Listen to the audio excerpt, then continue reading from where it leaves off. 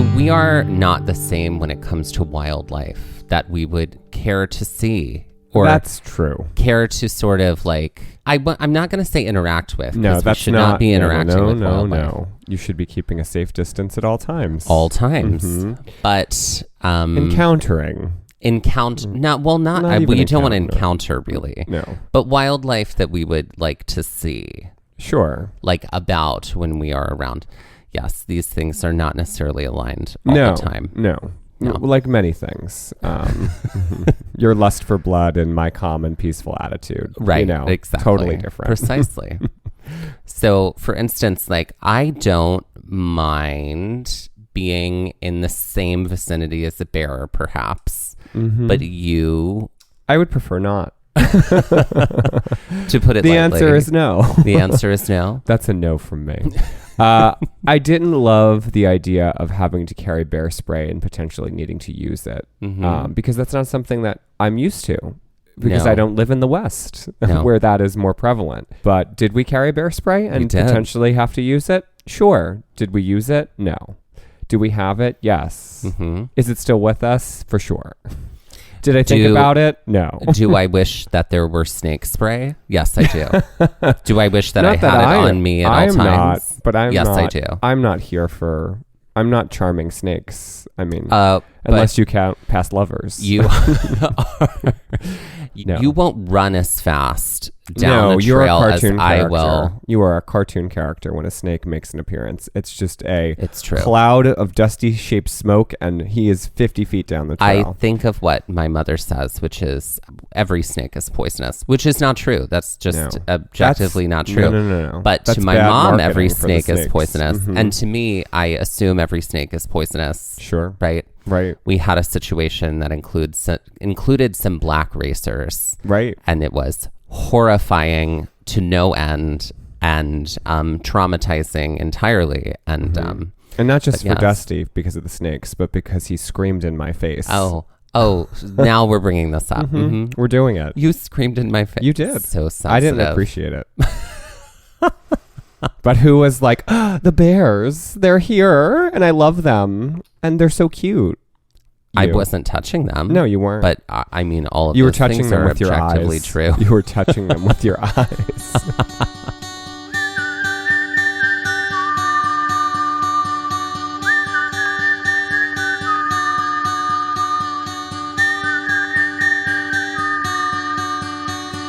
Looking for adventure, I want to follow on the trail, or get a little lost and let the wind fill my sails. Get up when the stars still fill the sky, don't wake the sun, there's so much to be done, and the day has just begun.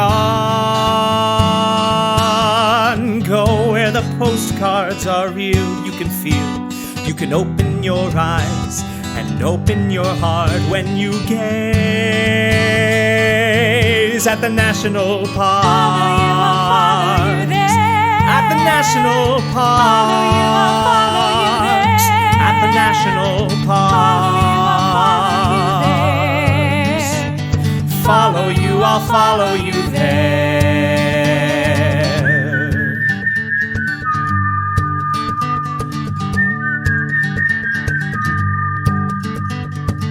We would like to acknowledge that while hiking and exploring the lands known as Grand Teton National Park, that we were on the traditional and stolen lands of the Shoshone-Bannock, Eastern Shoshone, and Cheyenne peoples. So right before this, we had finished up a hike up to and back from Holly Lake. Right. Through Paintbrush Canyon. And it was a beautiful hike. Do tune into the episode right before this, episode 68, to hear all about that. Yes. And why that was awesome and also exhausting. Oh, yeah. Mm-hmm. Fully exhausting. But we aren't gluttons for punishment by any means. So heap a pile of more hiking onto my plate. Rather than calling it a day, we got down to the bottom of Paintbrush Canyon, where the trail juncture was, which is sort of in the middle of the woods here. So we're not like back at the car where we started. We're pretty high up too. High up. Yeah. And from here we can get to another location, which was to hike Inspiration Point, which literally every single person that I have ever seen or spoken to that talks about Grand Tetons is like, oh, well, you have to go to Jenny Lake and then hike Inspiration Point. I can't even speak of Grand Tetons without somebody gushing over Inspiration Point. Right. And Jenny Lake for that matter. And Jenny Lake for that matter. So we were take like, the ferry. You should take the ferry. If you get there early, it's $10. And we were like, we would do that if that was definitely part of it. But we're also like, we like to be on our feet. So we were like, no, we're not doing the ferry. We will hike around the lake at somehow, some way. Yep. Where this Paintbrush Canyon trail was right next door, had a connecting trail over to Jenny Lake and Inspiration Point. Yeah. So that's what we decided to do. Yeah. And what a decision it was. Twas. It was a very eventful leg of this day. It was. If we will. Yes. It was a shorter leg, but extremely eventful. Yes. Once we had finished up with Paintbrush Canyon, we sort of took a seat right at the end, right by the trail marker, and like down our second peanut butter sandwich. That's right. Because we had eaten lunch up at Holly Lake. And this was like a really good point to just like refuel and to just take a beat, which is nice to do sometimes, because sometimes we just go right into the next thing. And that trail up Paintbrush Canyon really took it out of me. Mm-hmm. But we had gone downhill for now almost like an hour and a half or something. Right. And all of my energy was back. Right. Mm-hmm. Your tokens were My tokens were replenished. Yep. So my uphill tokens were replenished. So we finished peanut butter sandwiches, packed up, and we continued on. Right. Now, we didn't head back the way we would have headed to the left to go back to the car, but instead we headed to the right. Right. This took us basically through the forest for a little bit longer, but eventually it sort of opened right up. It did.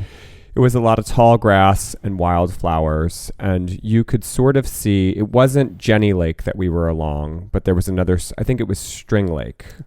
We were along String Lake for a little while. Yeah. And but it was like, oh, this is Jenny Lake. And we kind of thought that for a minute. Oh, no, this is not. No, this is something else. Right around that time, there was that family with the two kids. Yeah. And the like two teenagers. Who were, they were tweens. They were like 12 and they kept like passing us and then they would slow down and we would pass them and then they would pass us again. We were playing this game over and over again. And they just like jetted away from their parents. They're like, okay, we're going to go ahead. And their parents were like, no bear whatever, spray, it's fine. No anything. We were like, oh my goodness. Yeah. Okay. We continued walking through the woods, and then not long after what we thought was Jenny Lake, there was actual Jenny Lake. Right. So and it was enormous. Yeah. So this leg of the trail that kind of connected you to the Jenny Lake Trail, this connector, was uphill a little at first and then a slow sloping downhill. So you were pretty high above String Lake. There were a few spots that you could kind of like go off trail that were these little offshoots. There were a bunch of people on like a big rock, a boulder or a rock that was overlooking the lake. It's sort of like this dusty sort of trail. We wind our way down. We have to dip back into the woods a little bit. But from this sort of area, you can see Jenny Lake. That dip into the woods brings you essentially to another juncture point. And if we go to the left, that would have taken us along String Lake, which is what we were eventually going to do. We would do that later on to get back to the car. So to the right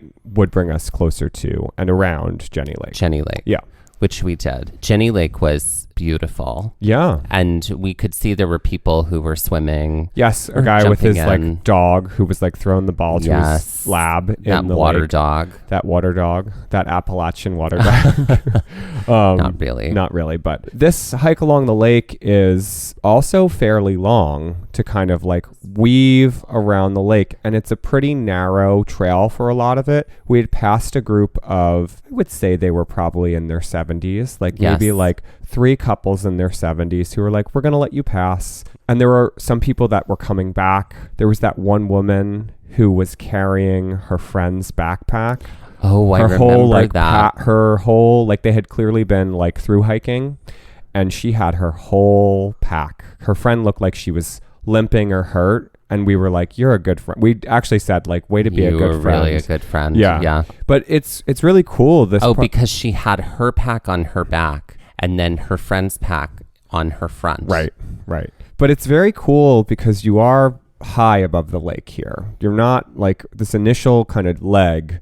You're kind of looking at the lake. You're not like super high, but well, I would say like a good at no vantage. part during this do we ever really get Only when we're next close to the dock. Only when we're close to the dock, but that's later. That's later. Also, a lot of grass and wildflowers here. Oh, yeah. It's very open, so it's sunny and warm. It was sunny and a little exposed here, Yeah. so like direct sunlight. Yeah. We do kind of, after a little while, dip back into the woods again. Into the woods. Yeah. And when we're on this part of the trail, this leg, these woods here, for a long time, we were totally by ourselves. Yeah. There was no one in front of us. There was no one behind us. And there was no one coming from the opposite direction. Right. We didn't see anybody. We were just totally alone. Until finally, we did see a couple of hikers who were coming from the opposite direction. Yeah, two gentlemen. Yep. You were like, oh, it's nice to finally see somebody on this trail. And the first thing they said to us is, there's some bears down the trail, about 50 yards. And I immediately iced over and froze up. Yep. You know, like Elsa the Ice Queen herself. Yes. I was able to ask questions. I said, oh, well, what kind of bears? Black bears? Brown bears, grizzly bears, and he said they were black bears. He did. We were like, okay. And he said that there were a few. Yeah. And, you know, a few could mean anything. Yeah. So we were like, oh, great. Yeah. Okay, cool. He's like, they're off trail. They're not on the trail. They're down closer to the lake, is basically what he told us. And we're like, okay, wonderful. And you immediately were excited. I was. Mm-hmm. I was. Yeah. It's true. See? It's true. I do love bears. And then I held a snake up to you and immediately canceled that excitement. We continue on and we're like, okay, well, we didn't necessarily feel like in danger in this moment. Not yet. In this moment, we were a little on guard because, yes, of course, we heard that there were bears nearby. So we were like looking about and looking around and looking around. And then singing and being loud. And talking and being loud, right? And like making sound as we were, right? And then it was like we collided with this other hiker coming down off of Cascade Canyon, which is the loop all the way around. Like you would go up Paintbrush Canyon, make a U-turn, come down Cascade Canyon. Or do it the other way. Or do it the other way. And then you would end up on this trail that we were on. And we collided with this young woman. And then we realized it was the young woman who passed us from the previous episode. Right, in Paintbrush Canyon. And she had clearly been booking it. And she had, by virtue of the fact that she had just arrived at this intersection, she had officially done a 22-mile loop. Mm-hmm. And so we were like, oh my God, hi. And she like took her earphones out. She's like, oh my God, hi. And like realized that like we had an interaction earlier, like just a few hours earlier. And we were like, did you just finish? And she was like, oh, yeah. We were like, you just did 22 miles. Yeah.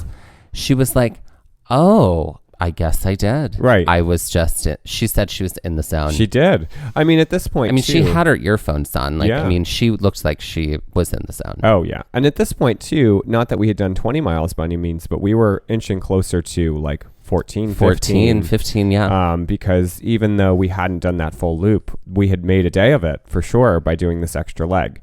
So we were like, we just want to let you know that we just heard that there are some bears ahead on the trail if you're headed this way. She's like, oh God. Like, and then she was actually headed the other direction. We said goodbye to her and we continued on. And then we saw another group of hikers. Right. Who looked like some of them were through hikers, I think. One had a pretty large bag on. There was like 5 of them. Yep. So we were like, hi, we heard that there were bears. Is that true? And they were like, yes. Clearly a little startled. Yeah. They were like, they're off the trail now, but like it was really scary back there for like 5 minutes. Right. We were like, oh. And I said, what kind of bears were they? Because I wanted to hear them say it too. And so they were like, oh, it was black bears and grizzly bears. And we also saw a moose. So now I fully have gone into the ground. You have fully queened out fully. Mm-hmm. And what did you say to me right here after they left? I hate you. No. I said, did you get your wish? Because I sure didn't. That's true. Mm-hmm. That's true. It's true. And I was like, well, I'm so sorry. I was, and part of me was like, obviously, I do not want to encounter a grizzly bear. Mm-mm. So I was like, great, okay, I can't believe there are grizzly bears on this trail. Meanwhile, it's like, obviously we're in Grand Teton. We're signing up for the fact that there could be at any moment in time anywhere. We're making a lot of noise now. There was definitely a moment of, do we go on? Do we turn back? You know, that conversation definitely happened. It did. And, you know, we knew that we were close to the dock. We knew that there would be other people around. And the dock is where Inspiration Point starts. Basically, yeah. Because a lot of people take the boat to the other side of Jenny Lake to this dock and then go to Inspiration Point. Yes. Right. So we decide to continue on. We're like, listen, there's going to be a lot of people at the dock. I feel better getting closer to people. Like, we're not getting further away from people. Right. It's probably safer to go that direction anyway than turn around and go the other way, because who knows if they're this way now. We keep going, making a lot of noise. And then we see another group of people. Right. And so we talk to them really We're quickly. very close to the dock at Very this point. close to the dock at this point. We can actually see people on the dock. And they had not heard about it, right? Had they heard about it? They were like, what's happening? And so we had to explain to them. We're like, yes, apparently some people just saw some bears. And as we were saying that, we looked down the hill because towards the lake. I mean, there's trees and forest throughout. And that's when we saw the first bear. Right. Which I think was a brown bear. Yes. And here's the deal about bears in Grand Tetons, Yellowstone, and in Glacier. They'll tell you this wherever you go. Black bears don't have to be black in order to be black bears. Right. Some black bears are brown. Right. And just because it's brown doesn't mean it's a grizzly bear. Right. There's a lot to deal with, like the humps in their back. Right. And however, this brown bear definitely had a hump in its back. And I was like, that is a grizzly bear. Oh, God. And so we're pretty far away, too. We're pretty far. We're not that close. Over 100 feet away at least. So, but we could see it over there. We were like, okay, let's keep going, get closer to the group. And then over to the left, we see like two baby bears. Black bears. Black bear cubs go up a tree. And at this point, everyone on the dock is screaming. Scaring them so much. And it was like, where's the person on the megaphone going, y'all need to be quiet. Like, that's not helping these bears right now. Right. These two bears go up a tree. I take a picture of it and I take a video of it. We had service. I do send that to Becky. And she tells us, like, not too long after this, she's like, oh yeah, when you see baby bears go up a tree, that means mama bear senses danger. So she's sending them up a tree to protect them, and she's going to go deal with the danger. You want to make sure that you aren't that danger. Right. We were like, oh, great. This was also reaffirmed by a gentleman who I think was someone who worked on the dock, who was one of the ferry men. And he was like, yeah, mama's got to be close. Them running up the tree like that is basically the indicator that mama is close and she is looking for the trouble. She is, yeah. I mean, we're at the dock at this point, basically. So definitely feel like safety in numbers. There were like 100 people deep in the line to get on the ferry, basically. Oh, of course. Yeah. We weren't getting on the ferry. No. We were just coming up here to hike up to Inspiration Point. So we made our way past the line of people who were waiting to get on the ferry, and we continued our way up to Inspiration Point. And with that, let's take our first break. You have friends over, binge watching your favorite show, cats on your lap. No matter your reasons for wanting to stay put and keep your feet up, get beer, wine, and spirits delivered to your door in under 60 minutes with Drizzly, the #1 app for alcohol delivery. It's so convenient. You can shop across multiple stores, choose from a huge selection, and find the best deals on exactly what you're looking for. Get what you want and get it when you need it. Right now, Drizzly is giving all new customers $5 off their first order if you use the code FAST5. So download the Drizzly app or go to drizzly.com. That's Drizzly, DRIZLY.com, and use the promo code FAST5 for $5 off your first order. Get what you want and get it when you need it with Drizzly. Today's episode of Gaze at the National Parks is sponsored by TrueFire.com, the planet's largest and most comprehensive selection of online guitar lessons, according to Guitar Player magazine. TrueFire's interactive learning tools and massive library of over 50,000 video lessons help guitarists ignite their technical skills, harmonic knowledge, rhythm playing, and soloing. Over 2 million guitar players worldwide learn, practice, and play with TrueFire. Using TrueFire's desktop and mobile apps, guitarists work with multi-angle HD video lessons on any device, anytime, anywhere, and at their own pace. TrueFire's style-specific learning paths guide guitarists every step of the way. Use the assessment tools to find your starting point, then follow the lesson recommendations, and track your progress as you work through your personalized TrueFire study plan. And TrueFire's educators are the best in the biz. From Grammy Award winners to world-renowned artists, TrueFire students have access to an unparalleled faculty of over 300 top-notch blues, rock, jazz, country, and acoustic guitar educators. Guitar players can progress faster with private one-on-one instruction, group lessons, multi-track video jams, live streams, song lessons,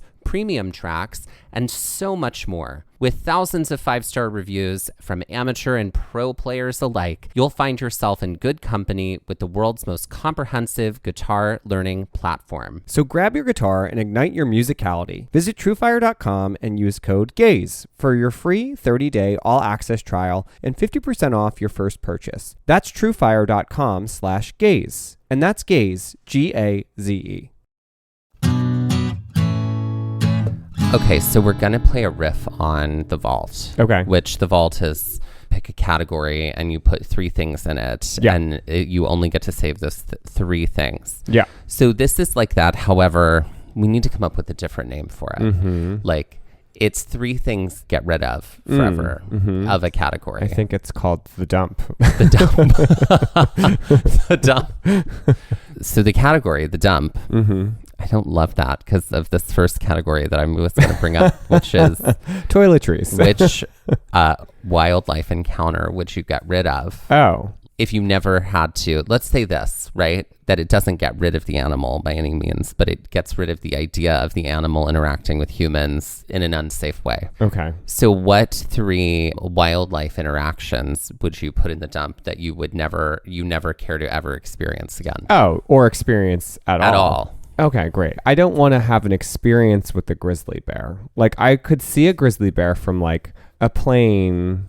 On the plane, I'm watching a video of the grizzly bear, and I'm also in virtual reality of me watching myself on the plane and watching a video of the grizzly bear. I'm just actually sitting on my couch watching a video of it on a screen that's inside of the screen on exactly. my TV. Mm-hmm. Right. It's a picture-in-picture. It's exactly. So yeah, a grizzly bear encounter is not a thing that like thrills me by any means. Probably not a rattlesnake encounter either. I'm not really skittish of snakes, as we will talk about at a future date. It's true. As skittish as someone else who's sitting across from me. Yeah. But I don't really want to encounter a rattlesnake. So I would put that in the dump of experiences. Okay. And then probably wolves. Like, I don't want to be near wolves. No, thank you. So those would be some carnivores and some poisonous asps. Great. And what about you? Okay, what's going in your dump of experiences? At the top of mine is probably snakes, all snakes. Mm-hmm. I mean, there's the one particular snake I'm thinking about is called any snake. Uh-huh. And so the one snake that you don't, have a problem with is the snake that Britney Spears used in her VMA performance. Mm-hmm. Right, exactly. And the thing is, like, I have, like, my mom and my dad both cannot stand snakes. Mm-hmm. And I didn't think that was something I would inherit. Mm-hmm. I don't know. I'm pretty traumatized by Can you inherit fear? I think you can. I think you can, this actually. This is an interesting... Welcome to our psychology podcast. Right. Inheriting fear. The inheritance. Right. No. So, yeah, no, I think I did. I think was afraid of snakes more than I realized. Like, it's not great to have a black racer, like, shoot down a hill coming right at you. Mm-hmm. And so I do feel a little traumatized by that. Tell me more. Lie down on this couch. All right. So that's one. Any type of snake. Cockroaches. Oh, you don't say. Never care. If I never see one again, it will be too soon. No part of me cares to deal with those they're going to ever. outlive us. I don't want to know that. I don't want to know that. I don't care. And form a cockroach society. And the thing is, like, they're not poisonous, right? But they are horrifying. And so, no, I don't ever care to deal with them. And then, since it wouldn't be getting rid of the animal altogether, and it would just be getting rid of the experience with the animal, I would say jellyfish. Oh. Because those are horrifying. If they, I mean, they are my favorite underwater sea creature. And I love seeing them behind glass. You know what I mean? And obviously they belong wild in the ocean, certainly. And does that mean I may never go in the ocean again? Maybe that's what that means. Not true. There are these Portuguese man-of-wars which would show up near the beach where I grew up. And it was just that's like... not great. That's like death. They are absolute death if they sting you. Yeah. So I learned that from Baywatch. Right. But didn't they've had them here though before, haven't they? In New Jersey? Not that I recall. Not that I recall. But there were, I think, like, warmer waters. In Florida, in Alabama, Georgia. Well, not Georgia, but maybe, but in Mississippi, there certainly were there. Yeah. And so that was horrifying. I would say sharks, but like they're so... I would never even like get near water where sharks were. So I'm like not. You wouldn't dive in a cage? No.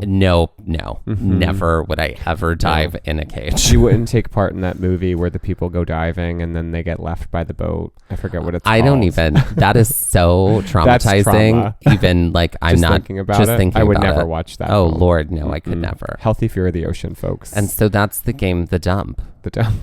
As a reminder, that is, this round of this game was getting rid of human interaction with these animals, not necessarily getting rid of these animals, because we're not interested in that. No. All animals deserve their space here. Getting to the dock, like I said, we hit like a line of 100 people deep. And this line goes up this switchback that you basically have to initially start on to go up to your hike to Inspiration Point. From what we can tell by the line and later by the amount of people, a very popular destination. There were folks. a ton of people. This was like on the this thing trail to do in the Tetons on this day was to hike Inspiration Point, and probably every day. Every day. Take that ferry across Jenny Lake and go up to Inspiration Point. It's a beautiful view. Exactly. So we're walking along and there are a lot of families, a lot of hikers, a lot of people. Throughout this first section of the hike, it's only about 1.5 miles. I think it's like 1.1 miles up or something. Yeah, it's not terribly long. So yes, correct. It is 1.1 miles up. The first section, it's rocky, it's exposed. A little rocky, a little exposed, and relatively flat. I mean, we're just sort of like... It's sort of like you're making your way a little further back, but it's like the incline is slight. Right. And eventually, after you kind of make it up past that initial switchback, you are kind of parallel to a rushing river. At points you're level with, and at points it's lower than you. So you can hike down, like one of the initial turns that we made, there were some people that were hiking down towards the river to kind of be able to see it, but we sort of continue to trek our way up. And there are like some stairs. There's also like a couple of bridges. There's like partitions that are up to kind of like block you from going off trail, essentially to the right, not so much to the left. You can get down closer to the river. It doesn't take us long until we kind of get to this point where it feels like we've kind of relatively hit a flat point. We have to head to the right, essentially, to cross over it was like 2 bridges, right in a row. Like 2 bridges, yeah, right in a row. There are a lot of families here. You kind of get these beautiful lower falls that you see off after crossing one of the bridges, and then you cross them, and there's a sign, and it says Inspiration Point. I believe it was to the right, and the waterfall was over to the left. So first we went to the left and went to the waterfall. Right, because we were worried that if we gone up to Inspiration Point and we were just done, we wouldn't see the waterfall. Right. This wasn't too long to get up here either. No, relatively quick at that point. Less than 10 minutes. Yeah, and the falls are beautiful right there. Oh, they are beautiful. There's a lot of places for sitting and just looking at them and contemplating and whatnot. And like a lot of people were sitting, a lot of families were sitting. It was clear that some people would just come to this waterfall and then turn around. Yeah. And like if that's all that you could, Muster? make happen today on this day, like hiking with families is like a different kind of animal, I'd say. If that's something you're looking for, then that's great. You get a little payoff and you get a little bit of a hike in, and then, maybe take the boat back. Yeah. It's very shady over here. So it was nice considering it was just so Felt exposed. Rainforesty for a moment. Yeah. We were in like a lot of hot sun for the latter part of the day and for most of this hike. So having these like moments of shade was really nice. So we kind of loop our way back down and then head off towards Inspiration Point. From here, it gets a little more steep, the incline. Not like a ton, but it's a little more steep than, say, it was before. Right. There are some longer switchbacks that happen. Here. And so we're like, well, here's the uphill. You know, like we thought that for a minute. Yeah. Still in the woods, still shady for a little bit. Mm-hmm. But eventually, as you're climbing up these switchbacks, it does get a little sunnier, a little bit more exposed. And the switchbacks become a little shorter, too. There's a couple of times where you can actually, like, see the end point, like, from down below. Yeah. So you're like, okay, we're headed up there. Yeah. And, like, I didn't ever feel, like, psyched out by, like, oh, it's there. Oh, no. It's actually further. Yeah. Like, no. Some it was like hikes, you could kind of see the end point most of the time. Yeah. So we continue up these switchbacks. I remember there were quite a few families who just seemed totally ill-prepared for a hike today. Right. Like based on the way they were dressed, based on having no water, no food. There were kids asking for water.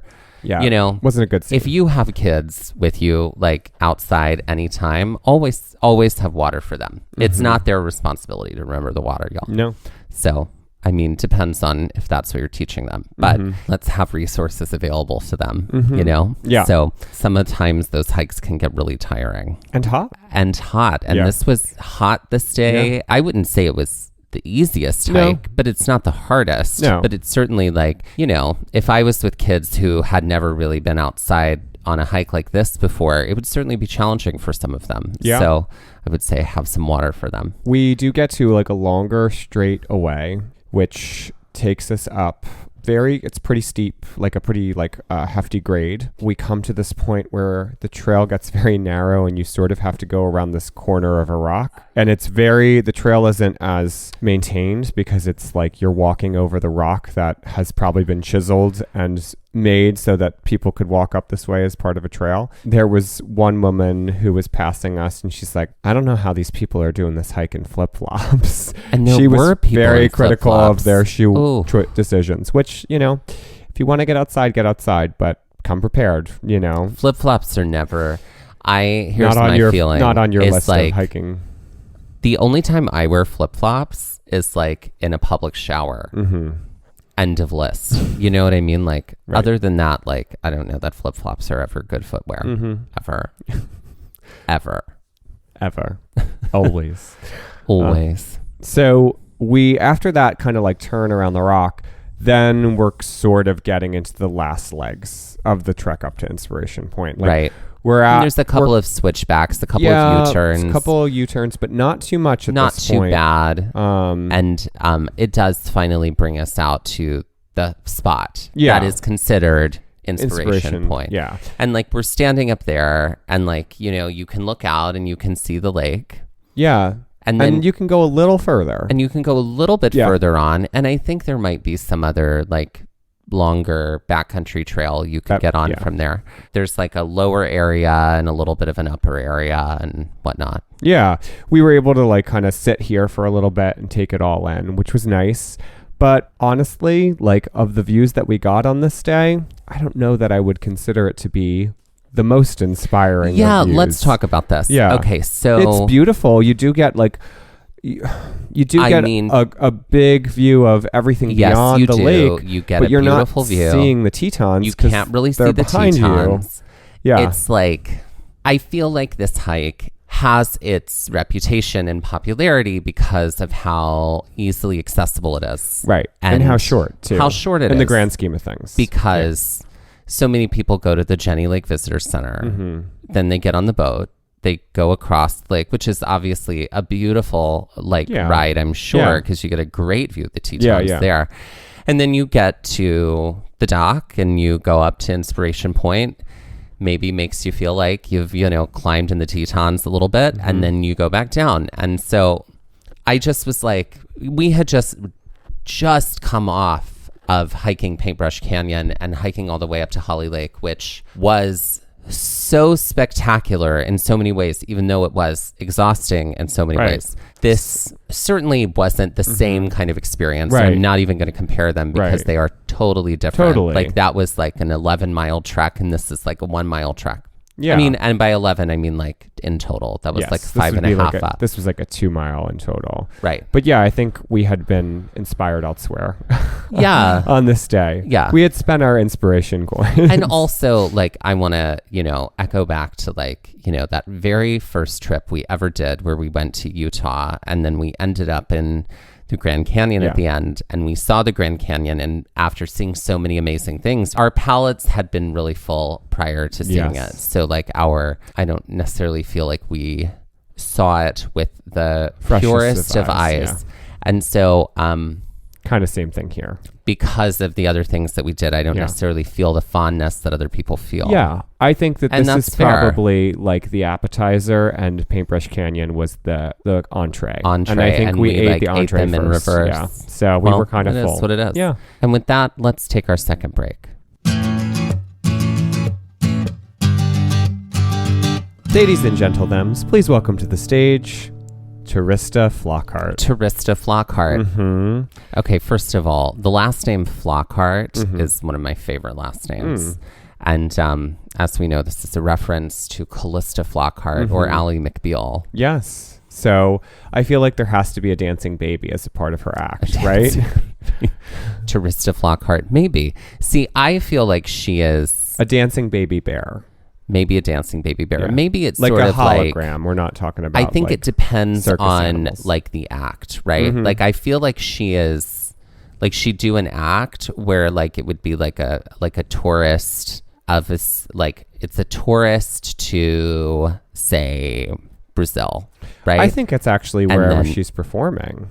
What's that? I think she becomes a tourist for that city. Oh, where she's performing. Yeah. Oh, I love that. Yeah. And so the dancing baby can represent lots of different things. Sure. It's just like her mascot. Like her, her warm up. Her warm up person. That's right. Her hype person. Her hype is person. The dancing baby. Oh my God, I love it. Yeah. Depending on wherever she is, have like a look that is inspired by the obvious like tourist, like either merchandise. Right. I went to tourist. San Francisco and all I got was this crummy t-shirt. Right. Right. Or like she has the whole look where she just is the Golden Gate Bridge or something like that. Sure. Like super touristy. There's a lot to do here. There's so much to do here. Yeah.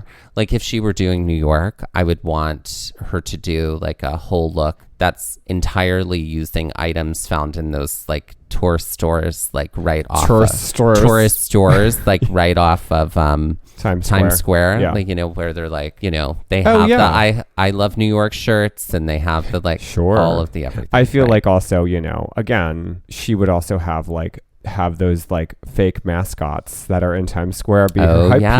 That would be the baby. Mean? The baby would be like, they would be, it would be like fake Elmo. Yeah. Fake Elmo baby. Fake Elmo baby. Right.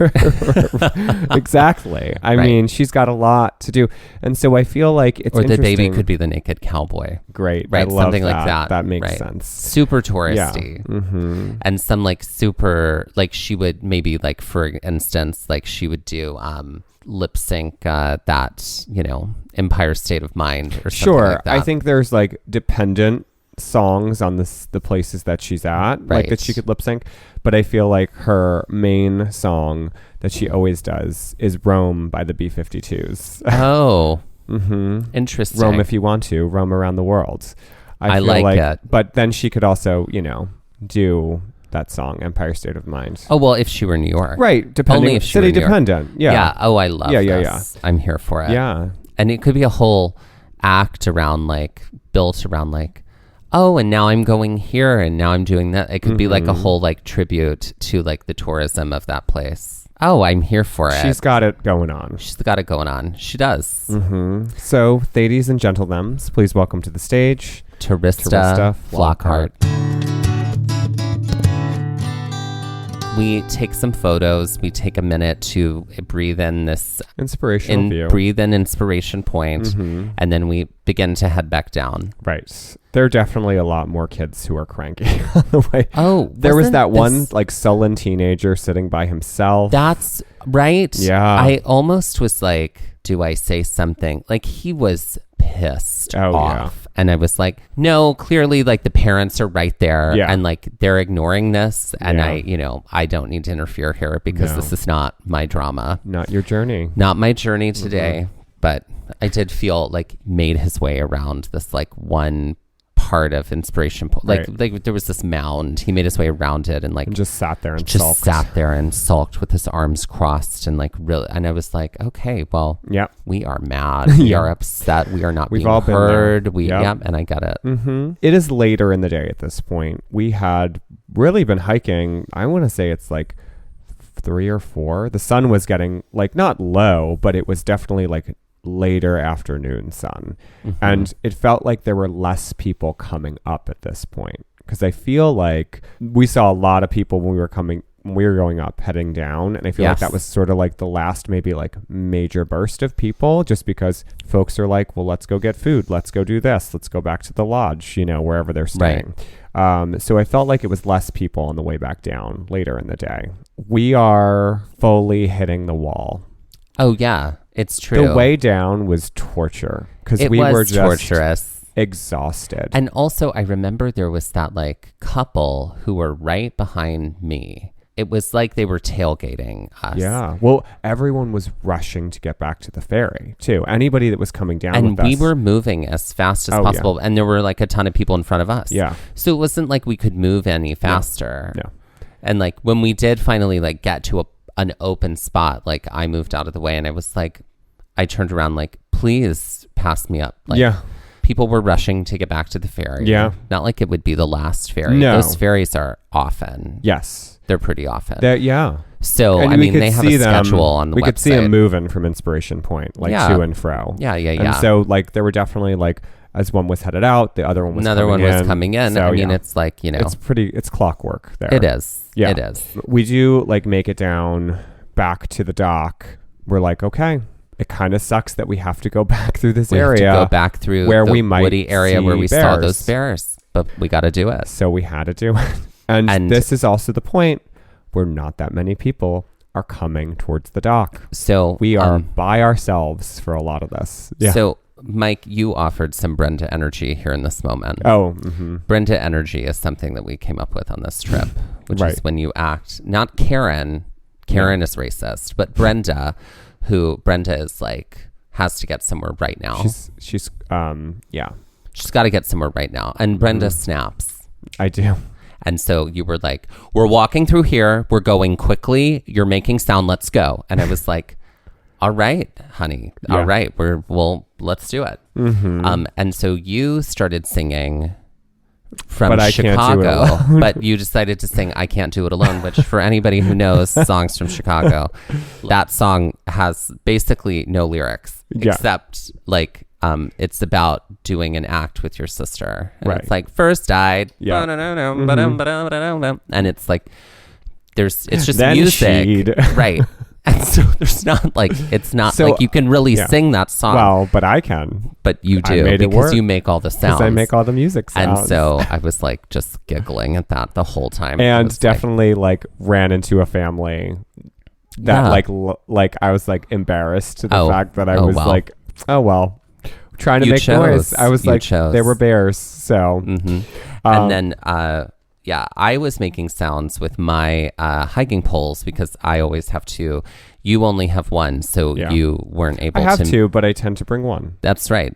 You chose. I need a free hand. So you're like banging on trees along the way and like and rocks and the ground and like all that stuff. Yeah. But we make it through that section and we didn't see any bears or moose again. So we were like, all right, we're in the clear. Yeah. I mean, in the clear-ish. Yeah. We like did that all the way through the woods, all the way back to like the open part near Jenny Lake, where it was just flowers. Yes.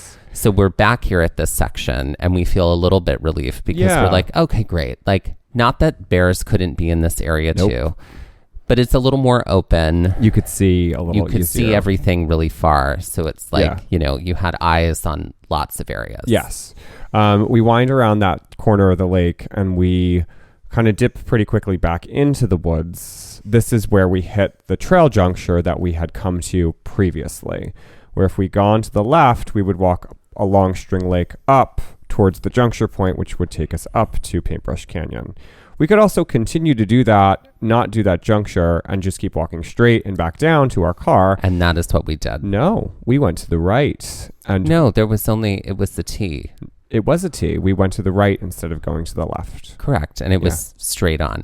Yeah, straight on. Right was straight on. Right at was this point. straight on. Yeah, Don't that's tell what I me mean. things. I know things. This is where we see there was clearly a camp group that was there. That's right. And there was And- this one kid who was so tired, and I was like, oh, I feel you. I feel you. I know what you feel like. He's like, And he can was I have like, my phone? I want snacks. Yeah. I want snacks. And the very patient camp leader was like, there are clementines back at the campsite, and Yeah. that's what you'll have when we get there. Yeah.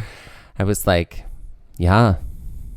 I've not taken a group of young people out on a trail before. I certainly would. I'd Yeah, love to. I'm sure it'd that be would be great. great, and we would have a great time. Singing, I can't do it alone. Singing, I can't do it alone. Exactly. But yeah, none of these kids had bags on them. No. And so I was like, maybe that was a choice. I don't know. I'm not Yeah. sure. So, because I was like, I don't know why we couldn't give them bags with snacks in them. Mm-hmm. I don't know. But maybe that was part You're of the. not running the camp group here. So I wasn't. Mysteries. And maybe there was a challenge of we don't, we want you to Mysteries you'll we have want to you to deal get from with. here to here without this, Right. Who knows what they were training for. Right. Who So- knows? We go straight, we pass the camp group, and that brings us through some woods, some more. Yep. And those woods end up starting to slope downward. Right. Oh, sorry, go ahead. We had to cross a bridge first. That was one of the big parts there. That sort of was the connector between Jenny Lake and String Lake, the waterway, river essentially that connected them. So we crossed that and then entered into those woods. That did bring us down to the lake, to really sort of the shore of the lake. It wasn't very long here that this sort of brought us near where we thought we were supposed to be. Right. However, it wasn't exactly where we were supposed to be. When we had entered into the parking lot earlier that day, we had driven through an outer ring of the parking lot considerably that took us to the trailhead at String Lake for Paintbrush Canyon. We ended up on the very far end opposite of where we were. Closer to the entrance. Closer to the entrance where we came in at the parking lot. So we at this point were just fully exhausted. We actually ran into people who were pulling canoes and kayaks out of the water and putting them in. And one of the couples that we ran into were a couple that we had seen on the Paintbrush Canyon hike. And they were like, oh my God, you guys are still hiking? And we're like, yeah, this is we the end. We just went into the inspiration point. We were so tired. We were just delirious tired at this point. Delirious tired. Yeah. We had done a ton of hiking the previous 2 days. Yeah. In Yellowstone. Mistake hiking. The previous 3 days in Yellowstone. And some of it was mistake hiking. Yeah. So we knew that Tetons was going to be a lot of hiking. Yeah. And this just continued to prove it.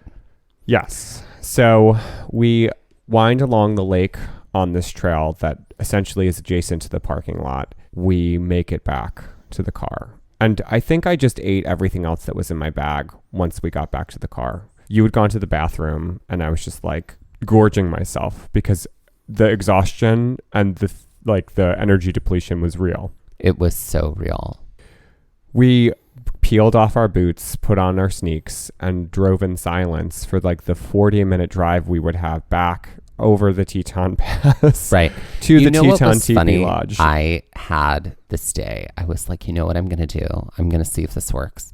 I love having beverages that are cold. You enjoy having beverages that are room temperature. Mm-hmm. But I love a cold beverage, especially after, and I mean I don't mean an alcoholic beverage. I mean I love it if water can be cold after a long hike. Now, what I did was where we were staying in the Teton Teepee Lodge, the water was freezing cold and I loved it. So I put some in a Yeti thermos and I left it in the car. And when we returned at the end of the stay, that water was still freezing cold. Yeah. And it was wonderful. And while no, this is not an ad for Yeti, it could be. Yeti, call us. When we got back to the lodge, fully bedraggled from the day, which is my word of the year. Bedraggled. We typically would split a bag of Backpackers Pantry for dinner. We each were like, tonight is a night for one bag each. That's right. Boy, howdy, was it. It was. And it was great. We both had a bag of lasagna.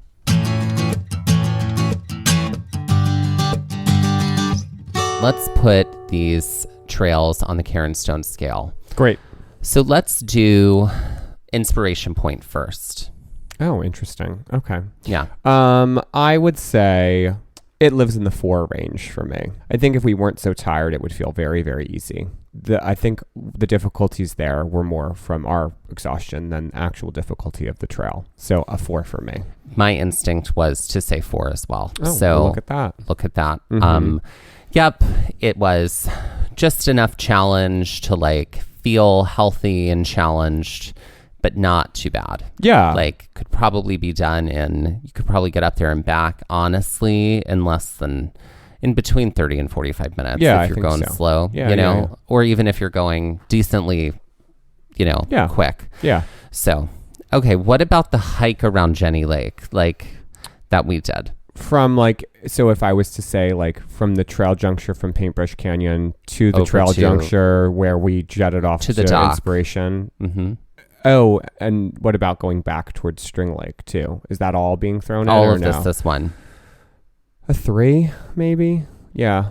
I would say it's not that difficult. Yeah, I'm even inclined to say 2, I feel like. I'm inclined to say 2. Yeah. So I think it's a 4 of 4 20. out of 20 Karen Stones. And now let's end every episode like we do with some Jeopardy-style trivia. Let's do. All right, who's going to start today? I'll start. Great. My Jeopardy is called, but I can't do it alone, and then some. So this is a before, during, and after. Oh, I'm ready for that this. Deals with duets. Oh, I'm here. Because I can't do it alone. I love this. Okay. I really thought we were going to write the same Jeopardy this time. Oh, okay. And we did not. No. It's just proving the point that we, just like our wildlife sightings, are different. Right. In so many things. All right. So, for 100, these That Boy Is Mine singers with this friends sibling duo with this discount clothier. What is Brandy and Monica and Ross Dress for Less? That's correct. I literally was like, what is Brandy and Monica and David's Bridal? But it was like David Schwimmer is playing Ross. Okay. There you go. Got it? Got it. Great. So every clue is going to start with a duet. I love it. Okay. I'm here. For 200. These Islands in the Stream singers with this Broadway writing duo and one of their musicals about the Kingdom of Siam. Oh, so this is just before and after? Well, I guess it could be before and after. It is before, during, and after. Dolly Parton and Kenny Rogers and Hammerstein. King and I. That's right. Dolly Parton and Kenny Rogers and Hammerstein's The King and I. Exactly. All right. It is 3 parts, but it could read as 2 parts. I see. All right. For 300. These leather and lace singers with what you might end up with if you were lost in the woods trying to scramble your way out with what you might get if you sat in a barber's chair. This one could have been a $500 clue. Hair is one of them, yeah? No. Mm-mm. Okay, so haircut is not one of them. Mm-mm. And a shave is not one of them. No. I don't know who sings Leather and Lace. Oh. I don't know. Well, it's the White Witch. The White Witch. They sing Leather and Lace? Who is? Or what is? Oh, hold on. You got it? Okay. Fleetwood Mac? Mm-mm. No. No? It's a specific member of Fleetwood Mac with somebody else. Oh, Lord. Okay, so it's Stevie Nicks and someone else. It's blank and Stevie Nicks and... Oh, okay. Nicks and Cuts. Mm-hmm. Cuts. And what you might get if you sat in a barber's chair. Your haircut. What is Don Henley and Stevie Nicks and Cuts and Trims? Cuts and Trims. Cuts and Trims. I see. Yeah. Mm-hmm. Okay. Okay. These are harder now. Okay. These are harder. So for 400, this Don't Go Breaking My Heart duo with these not so hot report card grades with what Michael Jackson's Scarecrow sang in The Wiz. Really sucks when you don't know who sings that duet. Oh, damn. Oh, damn. I know that song very well, too. Okay. So, are D's, is that one of them? Okay, great. Mm-hmm. God, I can't remember that song from The Wiz Oh, either. my gosh. All right. No. What is Elton John and Kiki D's and E's on Down the Road? D's and E's on Down the Road. Okay, Mm-hmm. well, no one's going to get an E on their report card. Well, they might. But I like that. Mm-hmm. Oh, it is E's on Down the Road, right? Okay. Yeah. Okay. All right. And And he sings the solo song. I don't remember what the solo song is, though. I'm Still Standing. Is it? Elton John? No, the Scarecrow. Oh, the Scarecrow. from The Wiz. Oh, I don't know. Yeah. Okay, for 500. This endless love duo with this multi-million-dollar cartoon kid with a life well lived through doing many things. What is... Oh, I didn't mean to write such a hard category. No. And what's the last part of that one? And a life well lived? Through doing many things. I don't know that I know that, but I know that the first part is Donna Summer and Lionel Richie. Diana Ross. Oh, that's what I meant. Yeah. Diana Ross and Lionel Richie Rich. Inexperience. Rich and experience. Okay. You did okay. I did okay. That was good. That was well written. Thank you. I had fun with that. Okay. Are you ready for my category? Always. My category is called the inspiration point. Oh. So there are films or pieces of the stage that then inspire other films. Mm-hmm. And so in this category, or let me rephrase, there is a movie and there is a thing that inspired that movie. Okay, great. And so you're going to have to name both. Okay. So the clue will give you information for both. I gotcha. Okay, great. I already think I might know one of the answers. Okay, great. For 100. Yeah.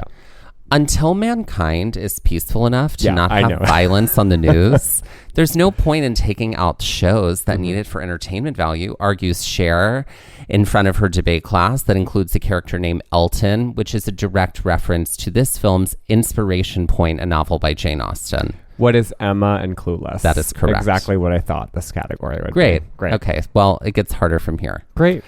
Okay. So good luck. For 200. Yeah. How do you document real life when real life's getting more like fiction each day? Sings Mark while squatting in a building in New York's East Village, being forced to burn copies of his own screenplays to keep warm. Swap out New York for Paris and the AIDS crisis for tuberculosis. And you have this opera by Puccini that served as the inspiration point for this Broadway musical by the late Jonathan Larson. Well, Rent is one of them. Rent is the musical. Correct. And an opera by Puccini. What is Carmen? Incorrect. What is that by Puccini? I don't know. Oh, okay. I don't know. What is La Boheme? Oh, okay. Yeah. Viva la vie, Boheme. Mm-hmm. Right. Okay, great. For 300. Great.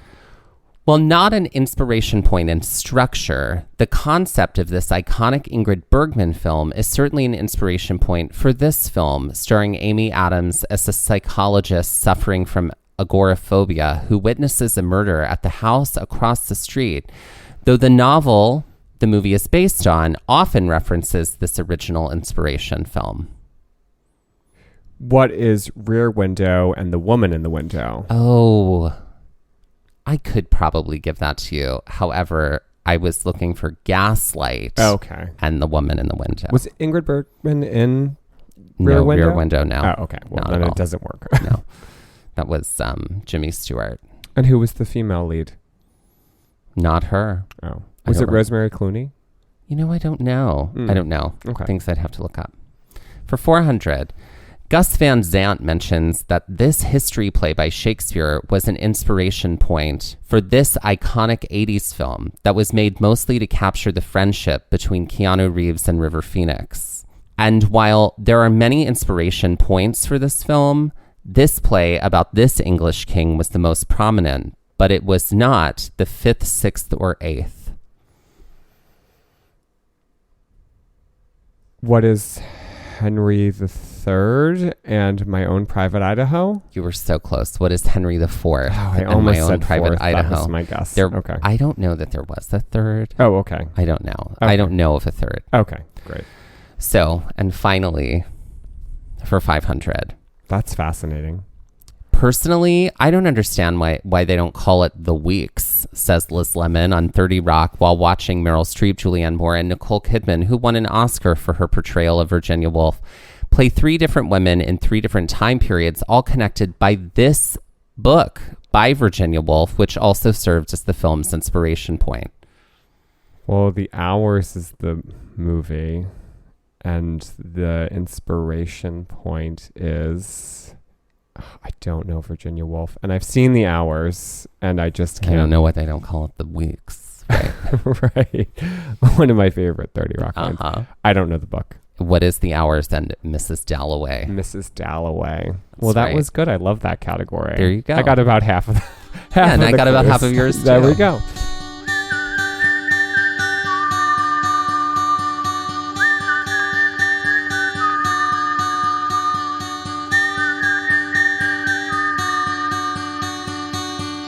This has been Gaze at the National Parks, the podcast, and we're here to remind you to hike early and hike often, and that adventure is always out there. Gaze at the National Parks was created and is hosted by us, Dustin Ballard. and Michael Ryan. To see images from this episode, follow our Instagram at Gaze at the National Parks. To contact us, email us at gazeatthenationalparks@gmail.com. And to find out more about the parks visited on this show, visit our website, gazeatthenationalparks.com. That's Gaze, G-A-Z-E. All original artwork featured on Instagram, on our website, and in the Gaze Shop is by me, Michael Ryan. All original music was written by Dave Seaman and performed by Dave Seaman, Mariella Klinger, and Sean Sklios. Our music producer is Skyler Fortgang. This episode was edited by me, Dustin Ballard. We would also like to acknowledge that while recording this episode, that we were on the traditional and stolen lands of the Lenape people, also known as Ocean County, New Jersey.